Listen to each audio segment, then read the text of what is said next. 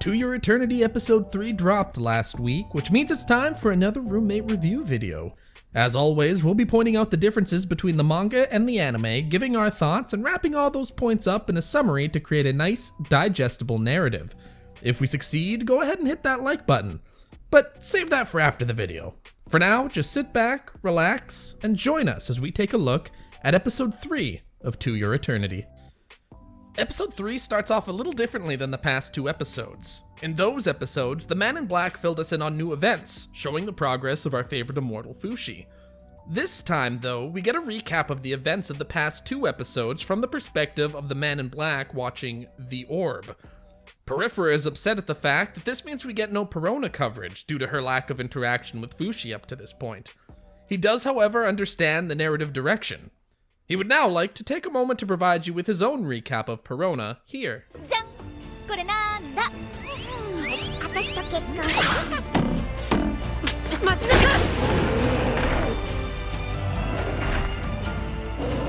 Anyway, after the recap in the opening, we're immediately flung into an anime-only scene, consisting of March attempting to teach Fushi civilized eating.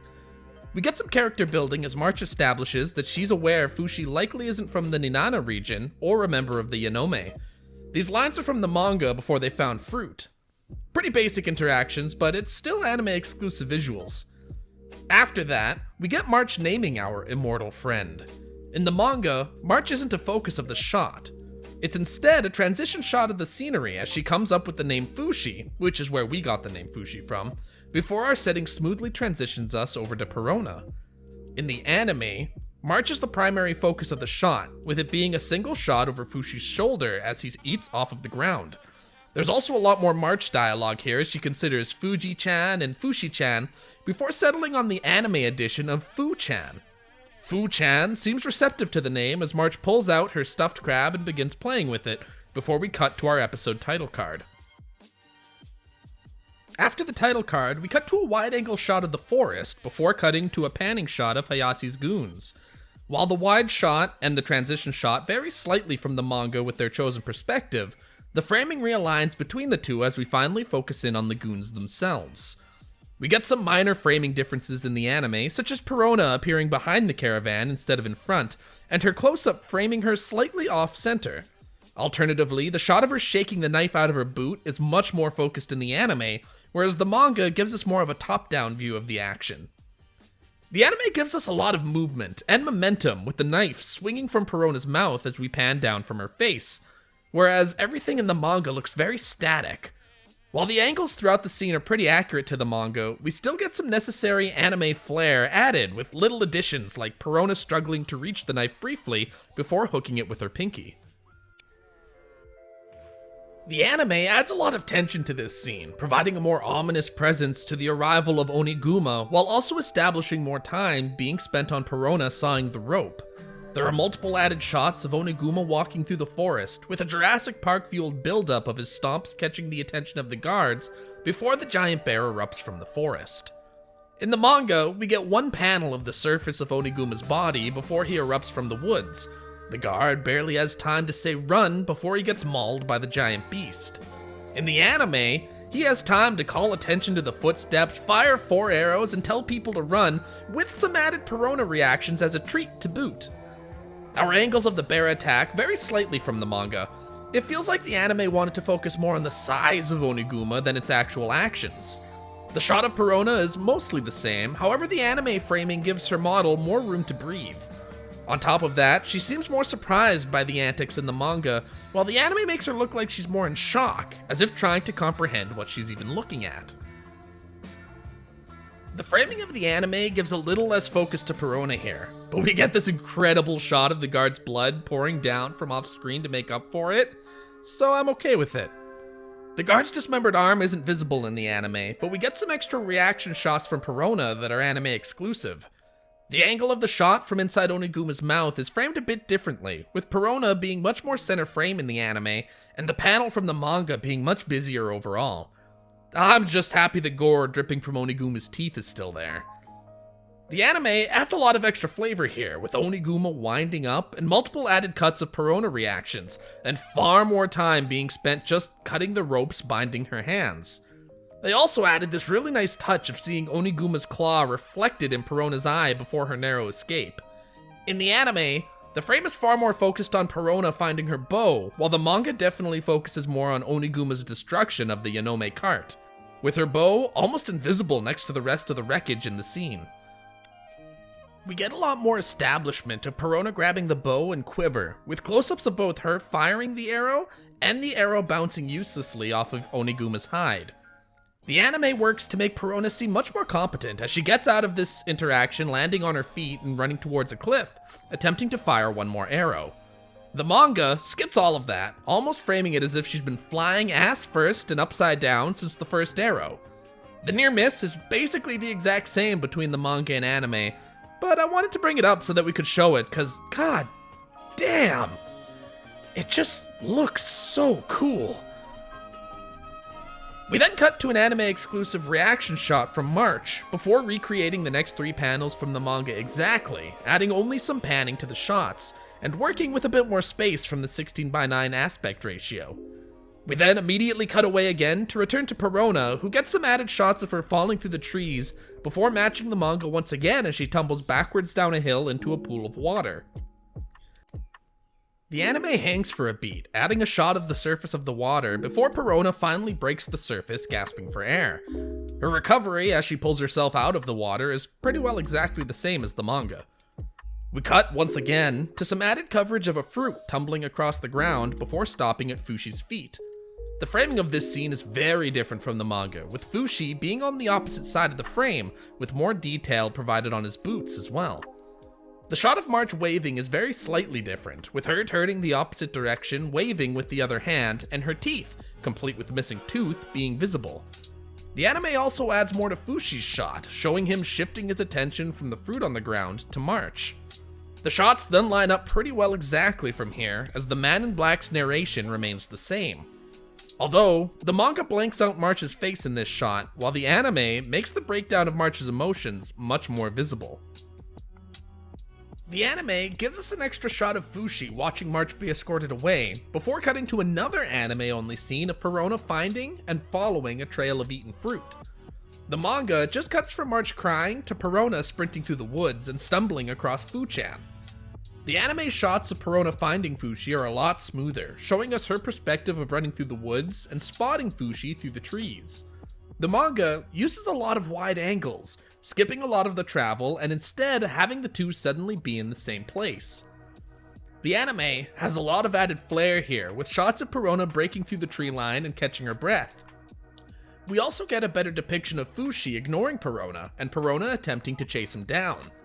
This is followed by even more anime-exclusive content of Perona noticing some flags off in the distance, before we realign with the manga as we cut to Hayase offering March a black cube on a leaf to eat.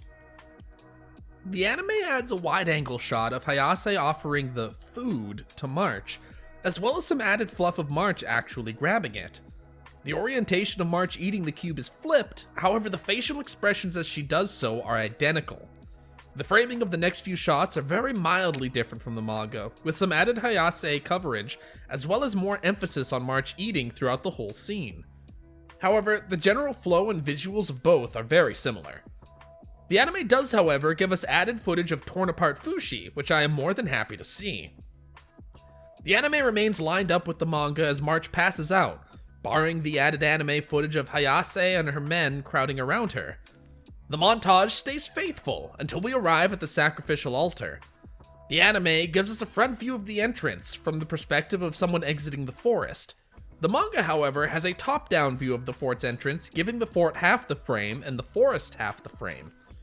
The anime gives us a couple of extra shots of Hayase carrying March to the altar, then realigns briefly with the manga's shot montage before adding a bit more coverage of March's arms and legs being tied down.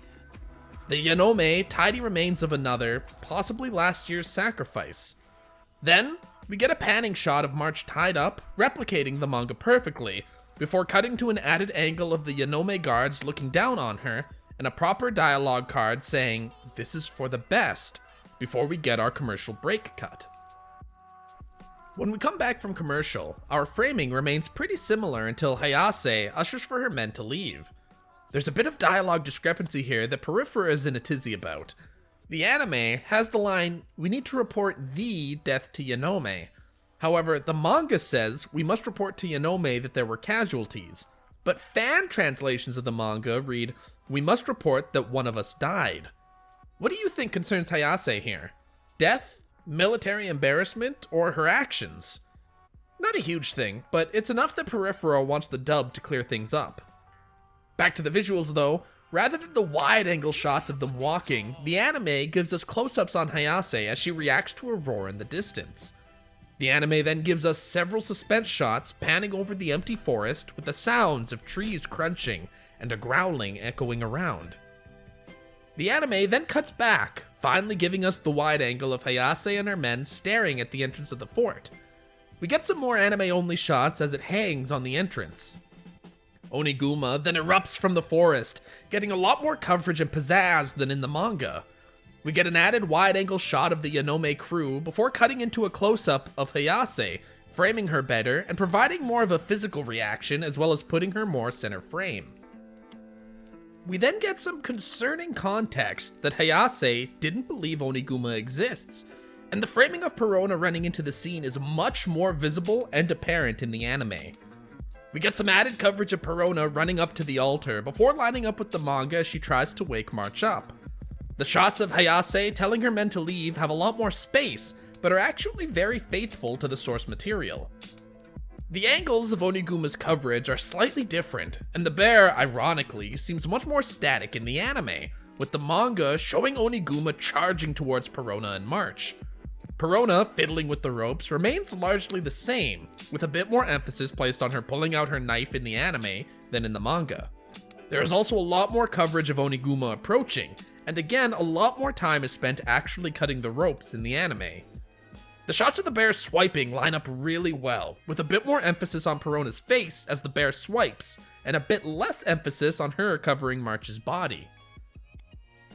Perona getting swiped is a very good recreation of the manga panel, and is followed by a bit more Hayase focus as we get to see her compose herself. We get an added wide shot of Hayase walking away, with an extra shot of Fushi's boots walking into the camp. We line up with the manga again with the reveal shot of Fushi walking into the camp. They also changed the order of the shots to Fushi walking up to the fruit before Hayase notices him, when it's the other way around in the manga. The angle of the shot of the gate closing is also mildly different, changing from an overhead to a straight-on shot. The shots line up again, except for this one, where the anime shows Perona lying on the ground behind Fushi, while the manga shows Perona lying on the ground behind Oniguma. We then get a bit more Oniguma and Fushi shots before lining up once again for the money shot of Oniguma chomping down on Fu-chan's skull. From here on, the manga and anime line up very closely, with only some minor changes to the order of some reactions. They stay fairly lined up until we get the anime edition of the shiver going through Fushi's body, signifying new stimulation. Is that fear or empathy on Fushi's face here? Comment down below. From here until basically the end of the fight, it is all new content, with different framing and pacing.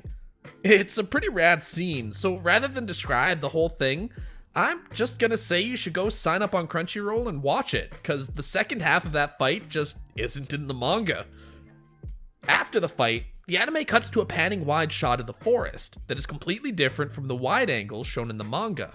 And in the following shot, we see an added building in the anime before panning down into a much more similar shot to the manga. As March wakes up, our framing lines up for the most part, with very minor differences simply due to the added space every frame has in the anime. The framing of Hayase cutting March free is different in the anime as the manga had to use multiple frames and angles to establish the movement. We line back up pretty immediately, however, as Hayase explains her plan going forward. The framing stays largely the same with a bit of added flavor coverage. Perona, literally willing to lose an arm for March here, is also much more apparent in the anime than the manga. From here though, the manga and anime line up pretty much exactly, with the anime only really adding between frame coverage, right down to our awkward and almost unsettling final shot of Fushi proving that he learned to say thank you. And that was episode 3. This episode covered roughly the last third of Chapter 3 and the entirety of Chapter 4, covering 41 pages of content, with a couple of lines that got skipped in the last episode included here. While this episode covered the least amount of pages so far, that's mostly due to the fact that this episode also had the most notable anime-only additions. The suspense and the sheer raw, gory energy of this episode were all mostly anime-only additions. If this is the kind of pacing we can expect from the anime going forward, with these incredible reimaginings to Oima's work to capitalize on the advantages of anime, then I am all in. But that is going to be it for this video. Thanks everyone for watching, and I hope you all enjoyed it. As always, this video was written by both myself and my roommate review colleague Porifera. If listening to me talk for over 20 minutes has been an enjoyable pastime for you, then maybe you'll enjoy my content over on my gaming channel, where I read a book for 100 hours. Haha, you think I'm kidding. Link to that in the description below. Also, Porifera has a lot more manga content in the works, and those will be uploaded right here on the Roommate Review. So if you enjoyed this video, be sure to hit that subscribe button so you don't miss any of the awesome content we've got planned. But until then, we will catch you all next time. Ciao for now.